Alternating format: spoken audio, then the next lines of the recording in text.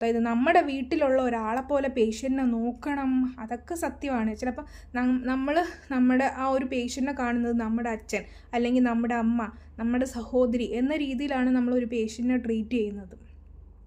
പക്ഷേ ചില പേഷ്യൻറ്റിൻ്റെ ബൈസ്റ്റാൻഡറുടെ ഭാഗത്തു നിന്ന് നമുക്ക് കിട്ടുന്ന ഒരു പ്രതികരണം എന്ന് പറയുന്നത് വേലക്കാരികളെക്കാട്ടിലും പുച്ഛത്തോടെയാണ് ആ ചിലവർ നമ്മളെ നോക്കുന്നത്.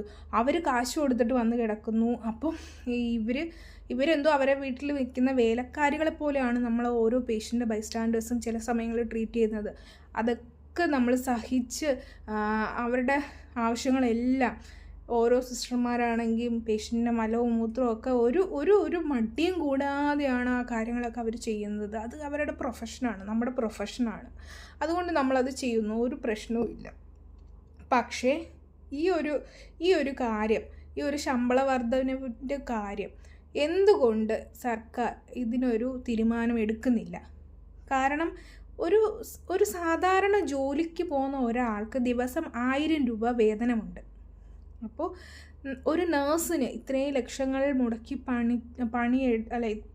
പഠിച്ചു പണിയെടുക്കുന്ന ഒരു നേഴ്സിന് 1000 രൂപ പോലും ഒരു ദിവസം പ്രതിഫലം കിട്ടുന്നില്ല. ഇത്രയും സ്ട്രെസ്സു കാര്യങ്ങളോടെയാണ് അവർ ജോലി ചെയ്യുന്നത്. അതെന്തുകൊണ്ട് അതിനൊരു മാറ്റം വരണം എന്ന് ആരും അതിനെക്കുറിച്ച് ബോധമാകുന്നില്ല. ആരും അതിനെക്കുറിച്ച് ഒരു പ്രതികരണവും ഇല്ല. ഇപ്പോൾ UNAയുടെ ഒരു സമരം നടക്കുന്നത് മാത്രമാണ്, നേഴ്സുമാർക്ക് സപ്പോർട്ടായിട്ട് ഒരു UNAയുടെ സമരം വന്നതുകൊണ്ട് മാത്രമാണ് ആൾക്കാർ ഇത്രയും ചർച്ച ചെയ്യുന്നത്. അല്ലെങ്കിൽ ഒരിക്കലും ഇത് തന്നെ കണ്ടിന്യൂ ചെയ്യും. ഈ 1000, 10000 അല്ലെങ്കിൽ 12000 രൂപയ്ക്ക് നേഴ്സുമാർ വർക്ക് ചെയ്തുകൊണ്ടിരുന്നേനെ.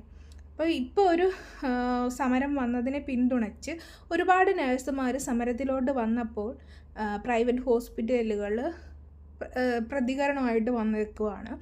അതായത് അവർക്ക് അത്രയും പൈസ കൊടുക്കാനില്ല, അവർ കൊടുക്കത്തില്ല, എന്തിനിവർക്ക് ഇത്രയും പൈസ കൊടുക്കണം, എന്തിനിവർ ഇത്രയും പൈസ ചോദിക്കുന്നു എന്നൊക്കെ പറഞ്ഞു.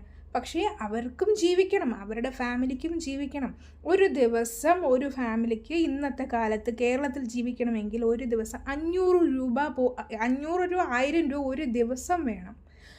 ആ ഒരു സമയത്ത് 500 രൂപയിൽ താഴെയാണ് ഒരു ദിവസം ശമ്പളം അവർക്ക് കിട്ടുന്നതെങ്കിൽ എന്ത് ബുദ്ധിമുട്ടായിരിക്കും ഈ സമൂഹത്തിൽ ജീവിക്കാൻ. അതുകൊണ്ട് തീർച്ചയായിട്ടും നഴ്സുമാരുടെ ശമ്പളം കൂട്ടണം എന്നാണ് എൻ്റെ ഒരു പ്രതികരണം. നഴ്സുമാരുടെ ശമ്പളം കൂട്ടുക തന്നെ വേണം. കാരണം അവർക്കും ജീവിക്കണം, ഈ സമൂഹത്തിൽ തലയുയർത്തി തന്നെ ജീവിക്കണം. അതിനുള്ള എല്ലാ കാര്യങ്ങളും സർക്കാർ അതിന് നേതൃത്വം കൊടുക്കണം എന്നാണ് എൻ്റെ ഒരു നേഴ്സെന്ന നിലയിൽ എൻ്റെ ഒരു താല്പര്യം, എൻ്റെ ഒരു ആവശ്യം ഇതുതന്നെയാണ്.